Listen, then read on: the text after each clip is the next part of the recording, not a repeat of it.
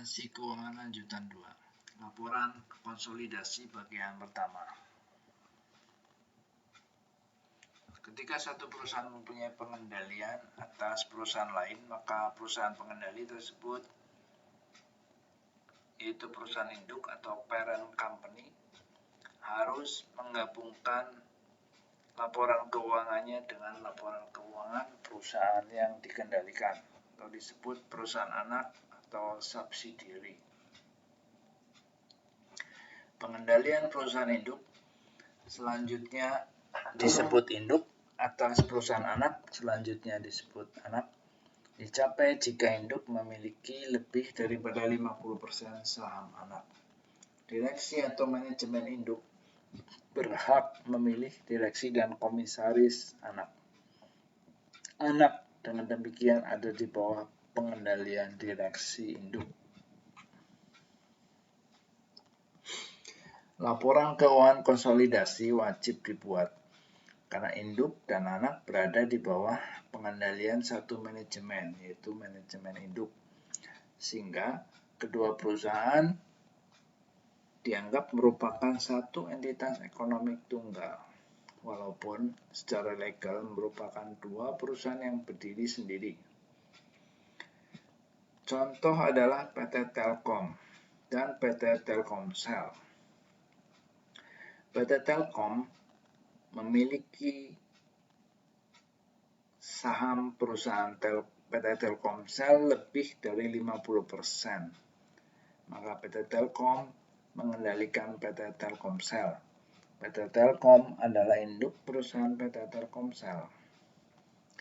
Maka PT Telkom wajib membuat laporan keuangan konsolidasi kedua perusahaan.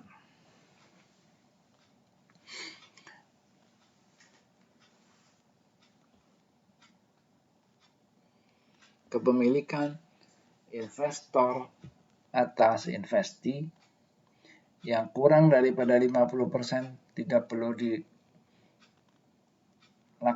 penggabungan atau konsolidasi laporan keuangan, kecuali jika ada bukti yang menunjukkan bahwa investor memiliki pengendalian atas investee, sekalipun investor tidak menguasai lebih daripada 50% saham investee. Kita akan melihat tingkat kepemilikan saham dan hubungannya dengan tingkat pengaruh dan metode akuntansi yang harus digunakan sesuai dengan standar yang berlaku. Jika tingkat kepemilikan saham kurang dari 20%, maka pengaruh investor atas investee cukup kecil atau bahkan tidak mempunyai pengaruh. Di sini metode akuntansi yang harus digunakan adalah metode biaya.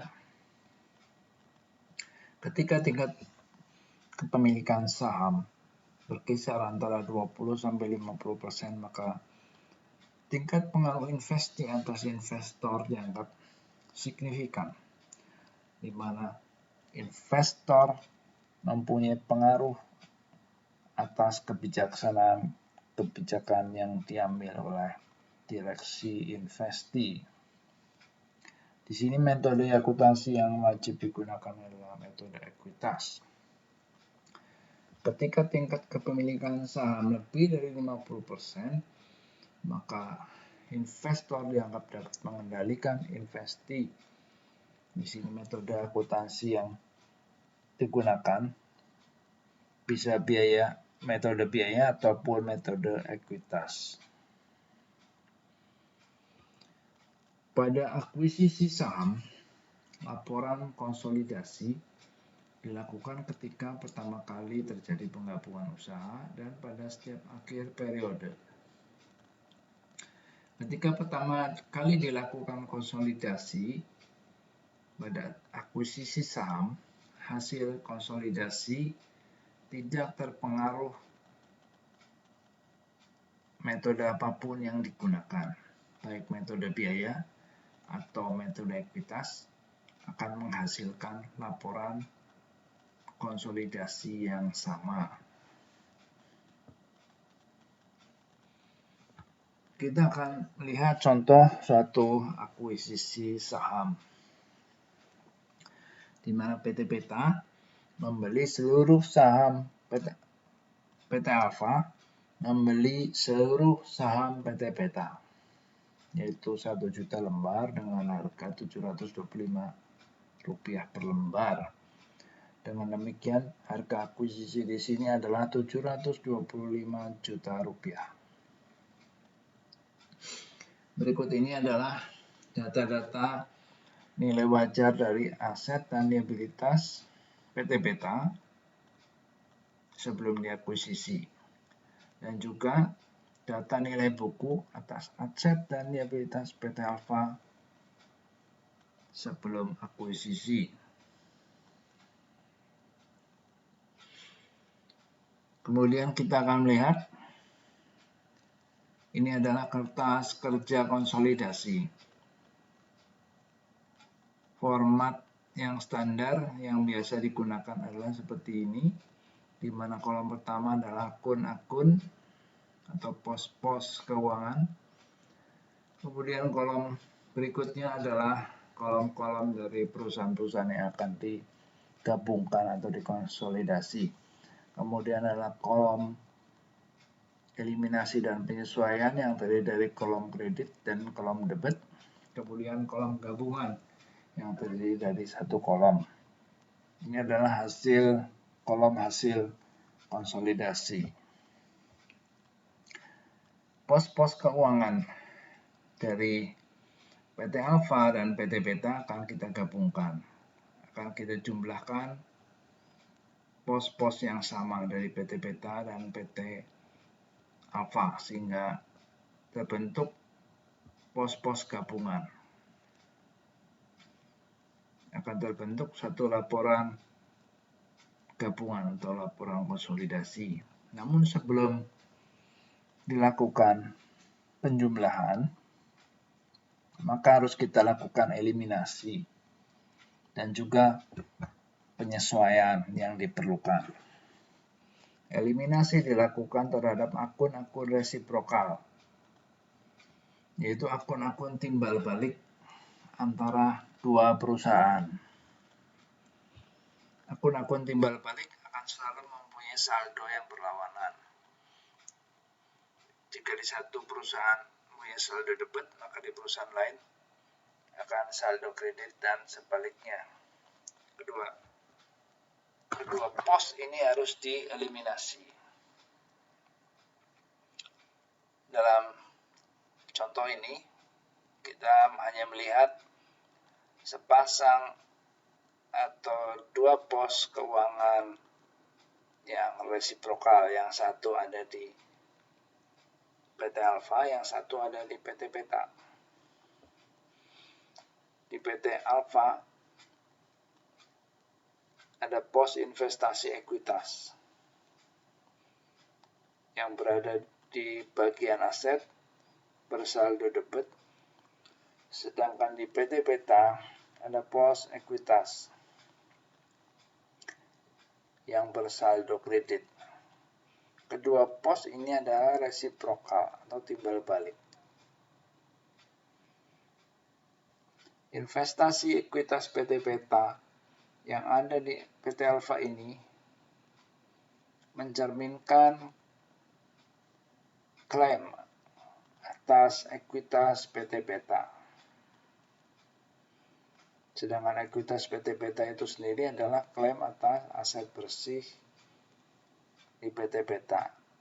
Karena itu ketika kedua laporan ini digabungkan, maka kedua akun ini tidak diperlukan lagi, harus dieliminasi. Kita akan melakukan eliminasi. Yang pertama atas investasi ekuitas PT Peta yang bersaldo debit. Untuk dieliminasi kita akan membaliknya dengan mengkreditnya. Kemudian sebaliknya, akun ekuitas di PT Peta bersaldo kredit akan kita debit. Kedua akun ini akan kita lawankan. Di sini kita lihat bahwa saldo debit investasi ekuitas PT Beta lebih besar dari saldo kredit ekuitas PT Beta. Dengan demikian, tidak semua pos atau akun investasi ekuitas PT Beta ini akan tereliminasi. Ada sisa saldo debit sebesar 25 juta. Ini tidak tereliminasi. Namun, jumlah ini akan berpindah atau berubah menjadi akun goodwill.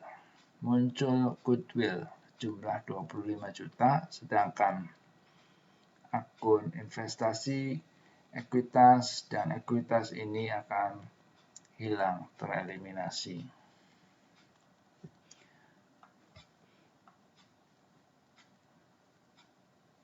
Akun goodwill merupakan kelebihan harga akuisisi di atas nilai wajar ekuitas yang diakuisisi.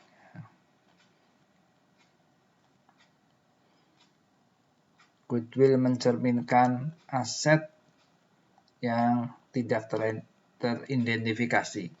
Goodwill hanya muncul pada saat terjadi konsolidasi. Nah, dengan satu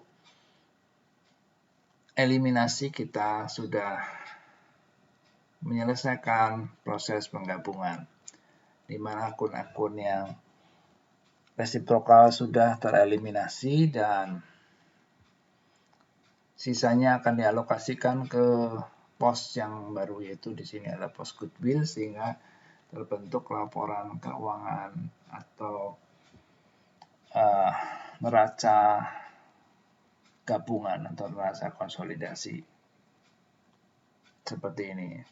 Dan jurnalnya adalah seperti ini. Kita tampilkan dulu jurnal akuisisi, itu pada waktu dilakukan akuisisi saham PT Beta. Ayat jurnal yang dicatat oleh PT Alfa adalah mendebit akun investasi ekuitas PT Beta jumlah 725 juta dan mengkredit kas 725 juta. 725 juta adalah harga akuisisi yang disepakati. Kemudian ini adalah yang hijau, ini adalah ayat jurnal eliminasi, di mana investasi ekuitas PT Beta ini akan dieliminasi ya. Di sini debit, kita kredit tereliminasi